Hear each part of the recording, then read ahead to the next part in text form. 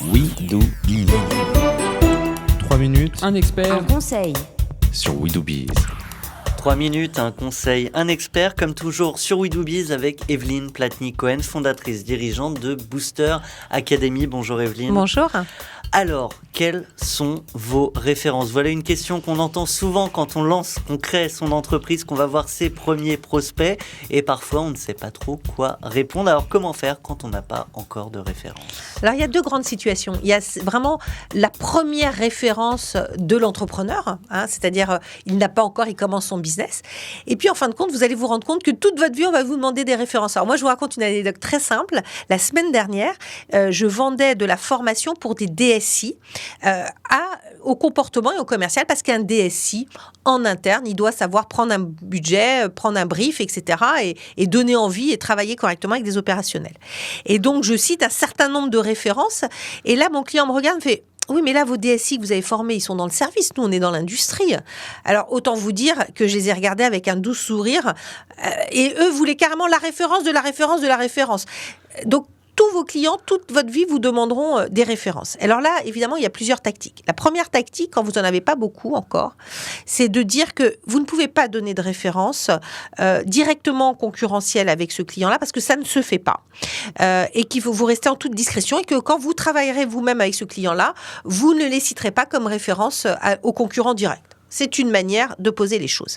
Maintenant, quand vous avez fait ça, vous n'avez pas encore tout fait. Vous avez d'autres techniques. La deuxième technique que vous pouvez utiliser, c'est d'utiliser les références que vous avez eues dans votre vie professionnelle. Parce que vous avez travaillé pour des entreprises, souvent, auparavant, et tout ça, ce sont des références. Et vous allez pouvoir raconter des histoires. Alors, quand je dis des histoires, c'est pas des histoires n'importe lesquelles. C'est un storytelling parce que généralement, ce que vous êtes en train de faire, c'est quand même très proche de ce que vous avez fait dans votre vie. Et donc, vous allez pouvoir dire qu'à un moment donné, vous avez implémenté ça, vous avez eu tel type de problématique, etc., sans pour autant dire que c'était dans votre job d'avant. Vous n'êtes pas obligé encore de le reciter précisément. Encore des petits tips. Alors, un autre qui est vraiment important également, c'est que vous pouvez utiliser les références des consultants freelance avec qui vous travaillez. Ce qui est toujours très important, c'est de préparer ce travail-là avant d'aller chez le client. Donc, quand vous savez que vous allez travailler avec tel ou tel consultant, vous lui demandez quelles sont ses anciennes références, qu'il vous raconte, etc.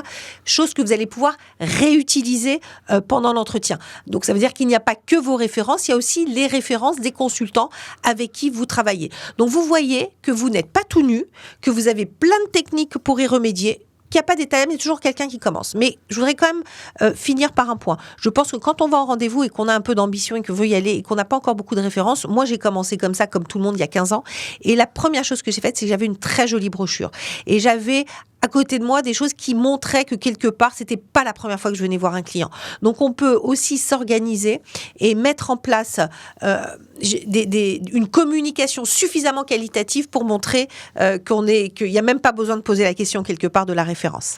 Eh bien, si malgré tout, malgré cette chronique, certains auditeurs se posent encore la question de quelles sont vos références à vous, Evelyne Platnik-Cohen, en tant que chroniqueuse sur We Do Biz, je les engage à retrouver toutes nos vidéos sur YouTube et également sur We Do Biz. À très bientôt. À bientôt.